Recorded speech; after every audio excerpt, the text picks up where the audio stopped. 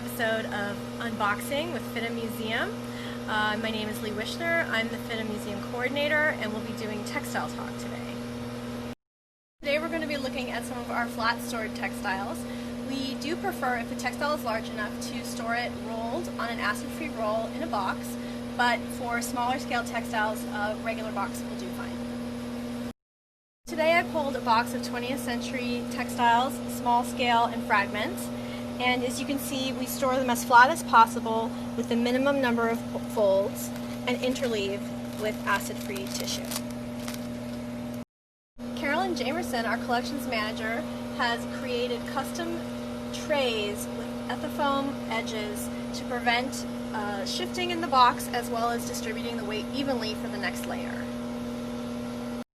For our smaller, more delicate and rare fragments, we keep in mylar sleeves for ease of handling and to protect them. So some people might wonder what's the value in keeping fragments since they're such small little pieces of textiles. Unfortunately, textiles are one of the only media which people regularly take scissors to and cut up for their own purposes.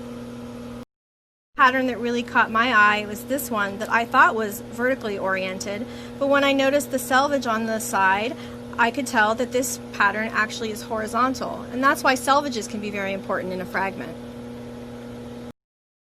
So the selvages on this chine silk from about 1900 to 1910 is also very important because it shows that this piece was woven as a ribbon with distinct borders on the ends.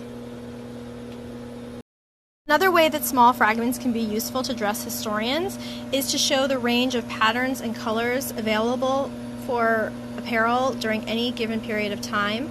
These are mostly from Austria and other parts of Europe in the 1920s. Even a single motif from a larger textile can be very valuable as a representation of an artist's work. This is an identified design by Raoul Dufy called La Pensée, or Pansy, and it is block printed on satin, probably for Paul Poiret.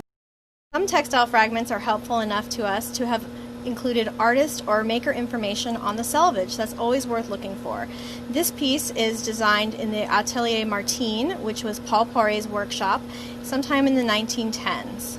This is another example of helpful selvage information.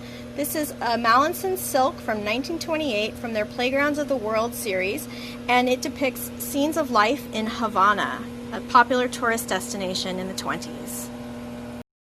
A really useful thing is that sometimes fragments have their original sample tags attached to them.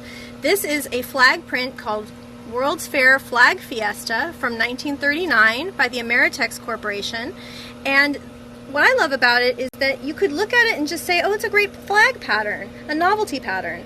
But actually, without that piece of information, we would never know that it was associated with the World's Fair in 1939.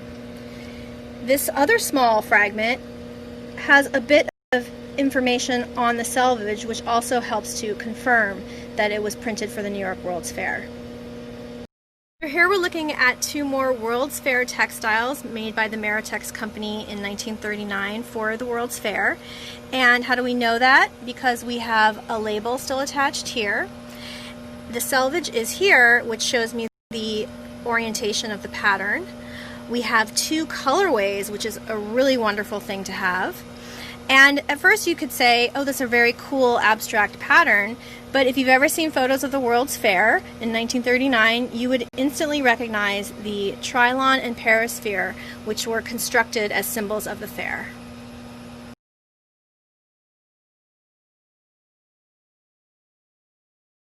Well, I hope you've had as much fun looking through these small fries with me as I have. I hope also that we have some textile designers out there watching and seeing how valuable small little pieces of fabric can be for inspiration. Thanks!